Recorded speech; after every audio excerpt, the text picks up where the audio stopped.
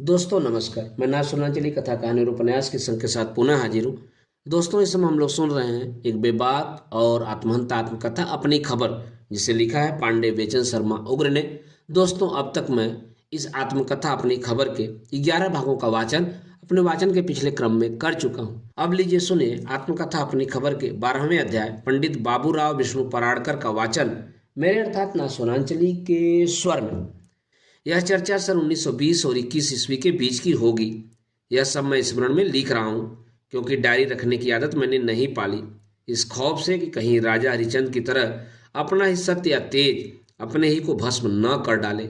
यह चर्चा तब की है जब ब्रिटिश शासन के विरुद्ध उपवास करके आयरलैंड के महात्मा मैक्सवेनी शहीद हुए थे। उन दिनों देश में राष्ट्रीयता की लहर तेज प्रवाहित हो रही थी, जिसमें मेरे भी प्राण प्रसन्न डुबकियां लगाने को लालायित रहते थे। मैंने शहीद मैक्सवेनी पर एक लंबी कविता लिखी। वह हिंदू स्कूल के तेजस्वी हिंदी प्राध्यापक पंडित सांवली जी नागर को मैंने सुनाई। सुनते ही वह प्रसन्न हो उठे।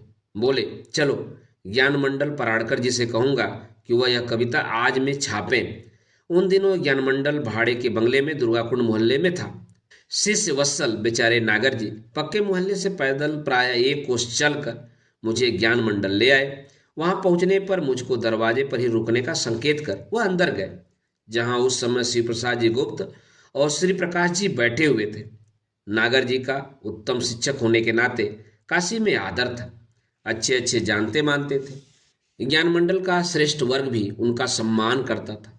उन्होंने गुप्त जी और श्री प्रकाश जी को सम्मिलित संबोधित करते हुए कहा, श्रीमान जी, मेरा एक शिष्य एक कविता लेकर आया है, सामयिक है, कहियो तो उसे अंदर बुलाऊं।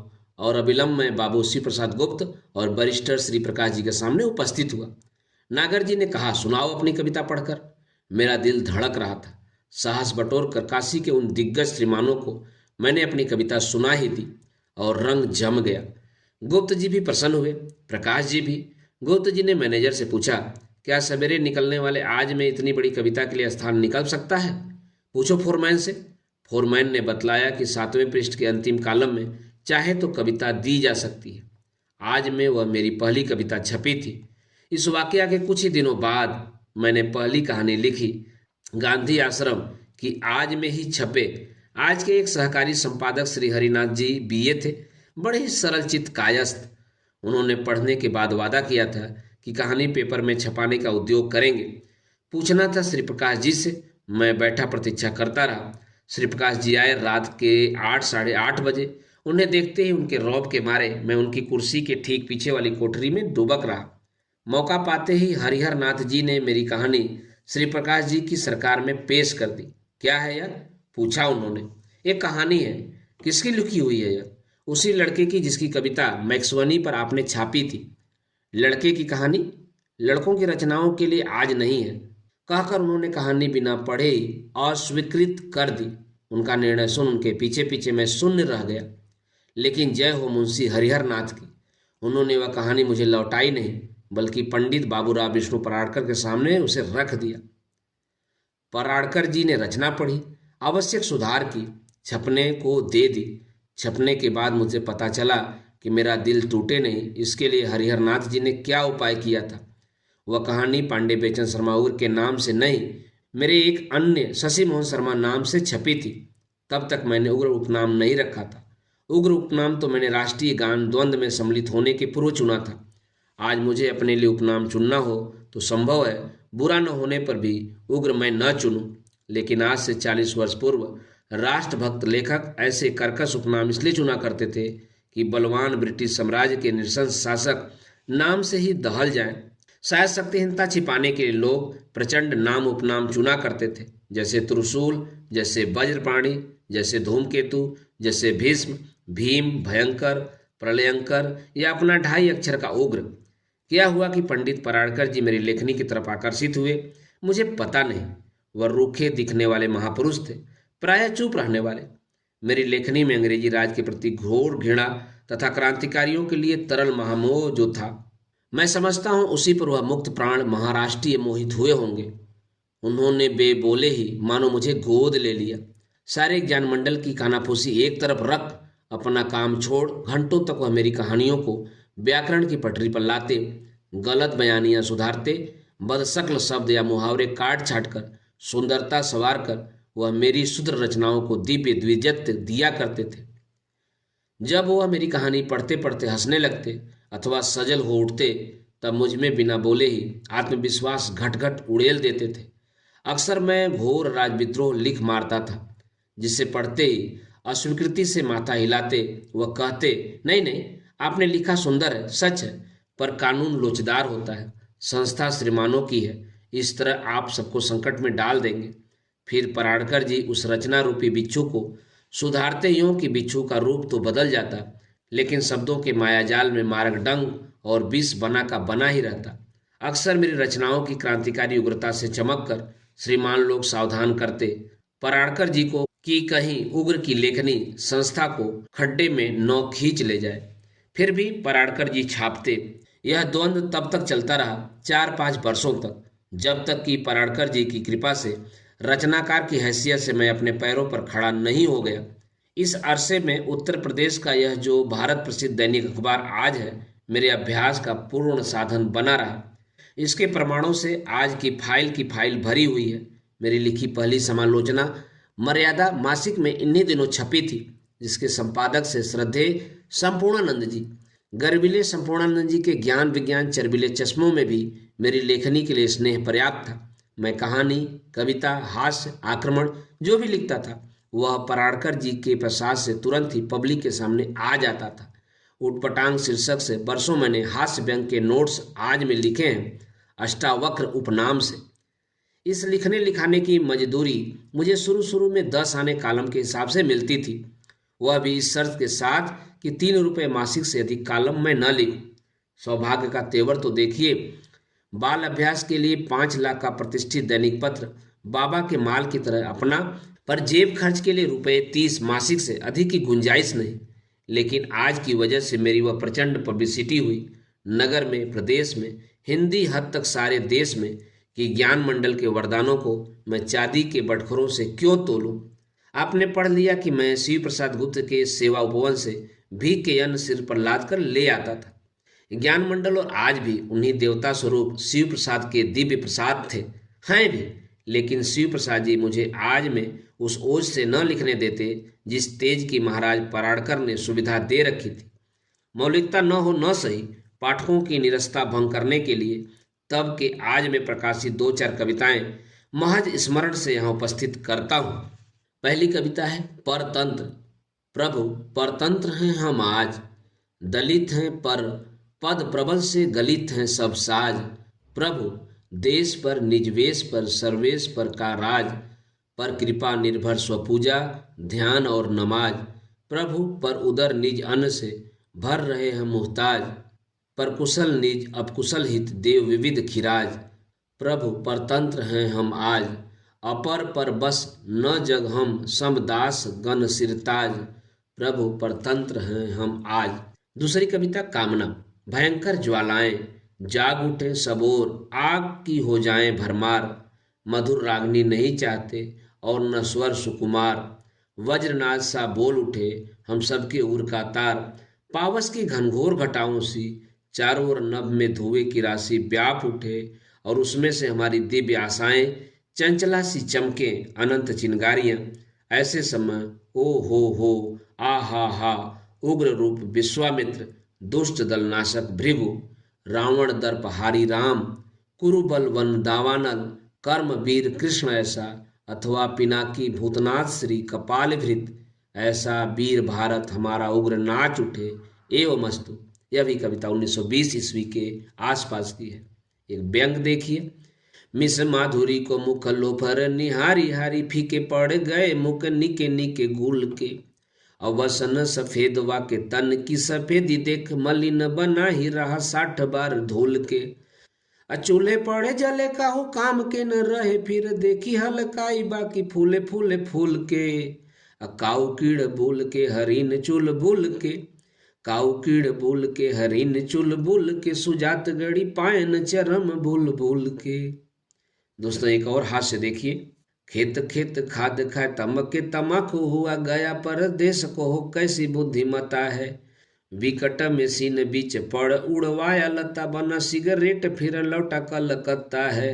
हाट में बिकाया आया हाथ में उसी के फिर खाके भी हुआ तो होठ ही पे क्या महत्ता है। असत्ता हुआ मिस पे बेचारा कभी लोफर भी बोल उठा विश्व यह प्रेम यह लबत्ता है। पूज्य पराड़कर जी का बंगाल के बड़े बड़े बमबाज योगी मिजाज क्रांतिकारियों से संबंध था। दिल्ली के दफ्तर में यह जो साक्षात शहीद हैं गुप्त मनमथ नाथ जी, यह भी मेरे क्लास भाई हैं। हिंदू स्कूल के मनमथ नाथ जी भी विद्यार्थी थे। प्रचंड और दार्शनिक षड्यंत्रकारियों से मेरा संपर्क भी कम नहीं था, लेकिन पराड़कर जी या मनमथ नाथ जी के सबब नहीं। मेरी लेखनी से चिंगारियां झड़ते देख दिवंगत श्री सचिंद्र नाथ जी सान्याल और फांसी पा जाने वाले शहीद श्री राजेंद्र लाहिड़ी ने ललक कर मेरा संग्रह किया था।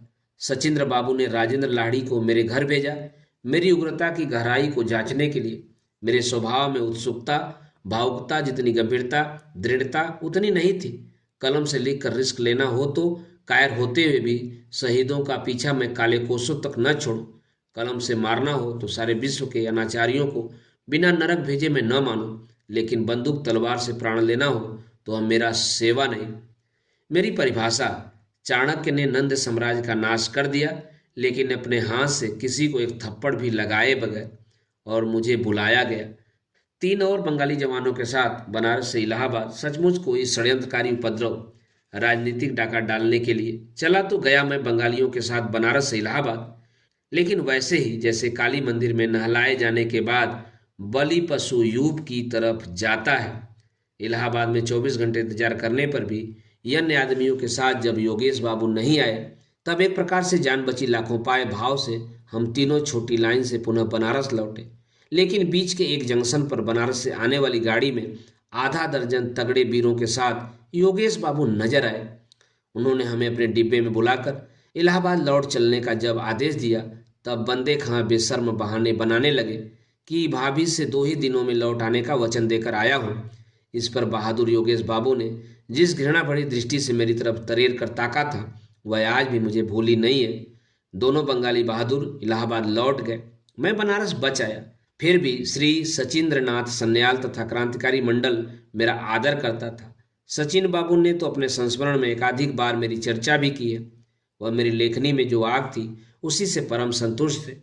मुझ में जो नहीं था उसके लिए तिरस्कार सन्याल महाशय के दर्शन में नहीं था।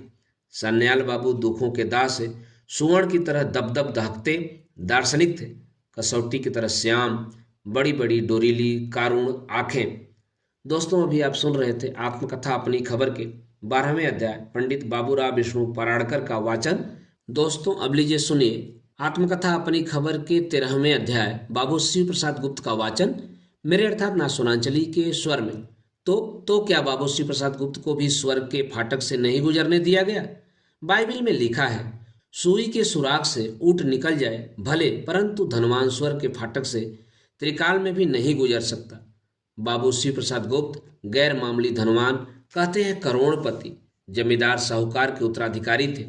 अगर मुझे मजे में विदित न होता कि दोष देवताओं में भी होता है, तो दिवंगत बाबू साहब को मैं आदमी न कह देवता ही कहता। लेकिन जहाँ तक मुझे मालूम है, देवताओं को दिल नहीं होता, और आदमी यदि भरत बन जाए या बुद्ध, ईसा या श्री कृष्ण, परमहंस या गांधी, तो वह मेरे सर से पांव तक दिल ही दिल दिव्य दिखलाई देता है। सावन के सघल वन की तरह शिव प्रसाद जी सहज स्वभाव से सभी के लिए जीवन में सजल थे। उनके रहते सेवा उपमोहन एक विशाल अतिथि निवास था। किसी तरह का भी गुड़ी हो, गुप्त जी के मन में उसके लिए उदार आदर भाव सुरक्षित था। विद्यार्थियों को, विद्यालयों को, समाज सेवकों को, राष्ट्रकर्मियों को, नेताओं को, मालवीय जी और गांधी जी को बाबू शिव प्रसाद गुप्त मुक्त हस्त दान दिया करते थे, वह भी भावपूर्ण भक्ति से। महामना मालवीय जी पर तो वह लोट पोट मुग्ध थे। उन्हें पिता अपने को और पुत्र और गोविंद मालवीय को भाई कहा करते थे। मालवीय जी भी बाबू शिव प्रसाद गुप्त को इतना मानते थे कि काशी में उन्हीं के यहाँ रहते, उन्हीं का अन्न पाते थे। ज्ञान मंडल को ज्ञान मंडल बनाने में शिव प्रसाद जी के लक्ष रुपए अलक्ष्य हो गए। आज को आज बनाने में, भारत माता का मंदिर की भव्य कल्पना को दिव्य आकार देना, काशी विद्यापीठ की बुनियाद डालना दिवंगत गुप्त जी का ही प्रसाद है। काशी में जो भी राष्ट्रीय चेतना जागृत हुई, उसकी प्रेरणा में गांधी जी के बाद बाबू शिव प्रसाद गुप्त का ही नाम लेना मुझे समुचित लगता है। शिव प्रसाद जी के प्रकाश का पुण्य प्रकाश सारे उत्तर प्रदेश में, खुशबू सारे देश में थी। शिव प्रसाद जी इतने मोटे थे कि लगता था उनका विशाल हृदय बूझकर ही विधाता ने वह बड़ा घर उन्हें बख्शा था। शिव प्रसाद जी का बंगला बड़ा, मोटर बड़ी, कैसे बड़े बड़े वायलर घोड़ों की जोड़ी थी उनकी, जिसके पीछे वर्दीधारी दो दो साइस राहगीरों को तेज स्वर से सावधान करते रहते थे। शिव प्रसाद जी खाने और खिलाने के भी बड़े शौकीन थे। घर की बात अलग, यात्रा में भी उनके साथ पूरा भंडारा चला करता था। काशी में आकर कोई भी बड़ा आदमी सेवा उपवन में ही सुविधा आतिथ्य और सुख पाता था। अक्षरशः रईस थे श्रद्धेय शिव प्रसाद गुप्त, ऐसे जैसे को जेल तो कदापि नहीं होना चाहिए थी, लेकिन भला अंग्रेज कब छोड़ने वाला था। उन्हें भी शिक्षों में बंद किया ही गया। शिव प्रसाद जी जैसे रईस को जेल देना फांसी देने के बराबर था। हृदयहीन कानून ने ऐसा समझा ही नहीं। वह जेल में ही बीमार पड़ गए। छूटे तो उन्हें फालिज मार गया शिव प्रसाद गुप्त को। ऐसे नेक दिल आदमी को, जिसकी तुलना देवता से भी करने को मैं तैयार नहीं। तो यह सारे का सारा उत्तम अभियान, विधि विहित दान, सबकी पूजा, सबका सम्मान, सबके लिए अपार मोहमय प्यार, सदाचार नहीं अपराध था। क्योंकि शिव प्रसाद जी को विकराल भयानक दंड मिला, जिसे 6 महीने की फांसी कहते हैं। जिस सेवा उपवन में उन्होंने सारे संसार की सेवा की थी, उसी में बहुत दिनों तक वह पक्षाघात से परम पीड़ित पहियादार गाड़ी पर झुझलाते खुनसाते घुमाए जाते थे। वह अक्सर बनारसी बोली में व्यथा विह्वल दोहाइयाँ दिया करते थे। रमवा रे रमवा, कौन गुनहवा करली रे रमवा। तो क्या बाबू शिव प्रसाद गुप्त को भी स्वर्ग के फाटक से नहीं गुजरने दिया गया? बाइबिल में लिखा है, सुई के सुराग से ऊँट निकल जाए भले, परंतु धनवान स्वर्ग के फाटक से त्रिकाल में भी नहीं गुजर सकता। बाबू शिव प्रसाद गुप्त के जीवन और मृत्यु से जब मैं बच्चा महाराज के जीवन और मरण की तुलना करने चलता हूँ, तो मेरी मति हैरान परेशान रह जाती है। यद्यपि मनुष्य की दृष्टि से दोनों में कोई भी तुलना करना अनुचित जैसा लगता है, लेकिन दैववेग से मेरे तो दोनों ही गुर्जन थे। बच्चा महाराज ने हार कर कभी राम की पुकार नहीं लगाई। असल में वो अपने प्राइवेट अफेयर्स में राम की भी दस्तंदाजी नहीं चाहते थे, और जैसे राम को भी बच्चा गुरु की यह सर्वतंत्र स्वतंत्रता मोहक मालूम पड़ती थी, तभी तो आराम भरा जीवन उन्हें वरदान मिला था।